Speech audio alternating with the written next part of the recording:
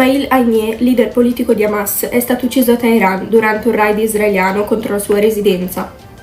Haniyeh, che aveva 61 anni, era capo dell'ufficio politico di Hamas dal 2017.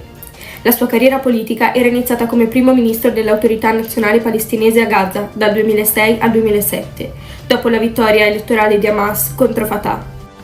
Nato nel 1962 nel campo profughi di Shati, Haniyeh ha vissuto le difficoltà della vita palestinese e il conflitto con Israele, avvicinandosi in gioventù ai movimenti islamici come Fratelli Musulmani e poi Hamas.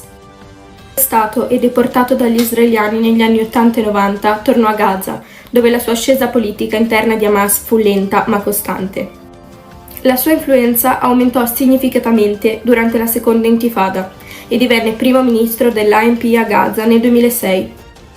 Con la presa di Gaza da parte di Hamas nel 2007, Haniyeh ha continuato a consolidare il suo potere fino a diventare il leader politico del movimento nel 2017, carica a cui è stato rieletto nel 2021. La sua leadership è stata caratterizzata da una retorica dura e da un allineamento con l'ala militare di Hamas.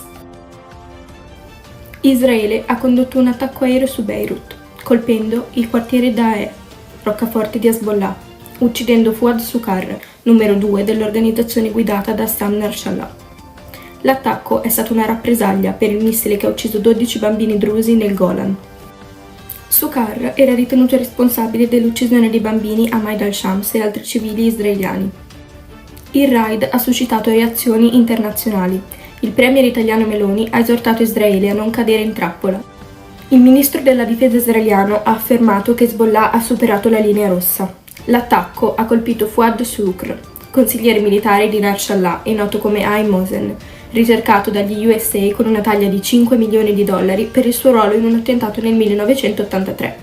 Il governo israeliano ha imposto il silenzio ai suoi ministri sull'attacco. Gli Stati Uniti hanno ribadito il loro sostegno a Israele, ma hanno sottolineato la necessità di evitare un'escalation. Sharon Verzeni, una 33enne di Buttanuco, è stata uccisa a coltellate mentre passeggiava a Terno d'Isola, provincia di Bergamo. L'estetista, residente a Terno d'Isola da circa 3 anni, è stata accoltellata al torace e alla schiena. Nonostante sia riuscita a chiamare il 112 per chiedere aiuto, è stata trovata in strada poco dopo l'1 di notte e trasportata in ospedale, dove è deceduta poche ore dopo. La stessa Sharon ha avvertito i soccorsi dicendo «Aiuto, aiuto, mi hanno accoltellato, sono a Terno d'Isola». La sua posizione è stata rintracciata grazie alla chiamata e all'aiuto di alcuni passanti. Gli investigatori escludono il coinvolgimento del compagno, che a quell'ora era a casa, e stanno considerando se l'aggressione sia stata opera di un conoscente o di un estraneo incontrato per caso.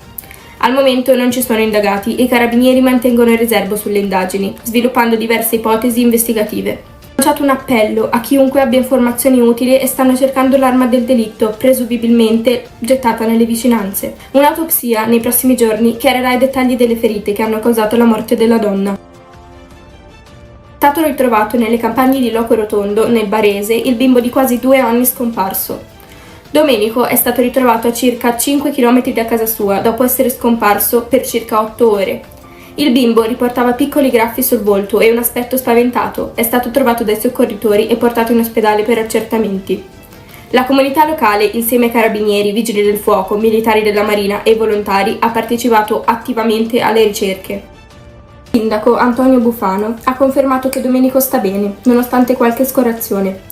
L'intero paese ha vissuto un pomeriggio di intensa apprensione e mobilitazione per ritrovare il bambino, inizialmente scomparso mentre stava giocando.